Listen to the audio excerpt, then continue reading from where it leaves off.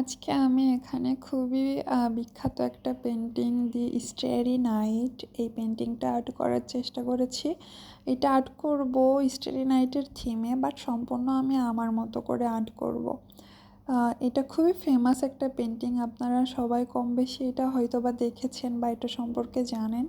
So আমি এখানে এটাই আর্ট করার চেষ্টা করছিলাম, আর ভাবলাম আর্ট করতে করতে আপনাদের সাথে এই পেন্টিংয়ের পিছনের যে গল্পটা আছে এটা একটু শেয়ার করি। সো এই পেন্টিংটা আসলে ভ্যান গেগ নামের একজন খুবই বিখ্যাত চিত্রকর্মকার এই পেন্টিংটা আর্ট করেছিল। এটা হচ্ছে এখন একটা নিউ ইয়র্কের মিউজিয়ামে রাখা আছে।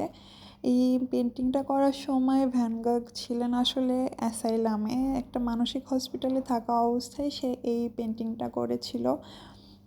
এই পেন্টিংটা আর মধ্যে যে দৃশ্য দেখানো হয়েছে এটা এভাবে ব্যাখ্যা করা হয় যে সে এখানে যে ঘূর্ণীয়মান আকাশটা আর্ট করেছে এটা দ্বারা তার মনের যে অস্থিরতা এটাকে প্রকাশ করেছে, আর সেখানের রাতের যে সুন্দর দৃশ্য সে দেখতে পেত জানালা দিয়ে, চাঁদ, তারা, তারপরে হচ্ছে ওখানের গ্রামের যে দৃশ্য, আর সাইপ্রাস নামে যে ট্রি আছে ওই ট্রিটাও সে আর্ট করেছিল।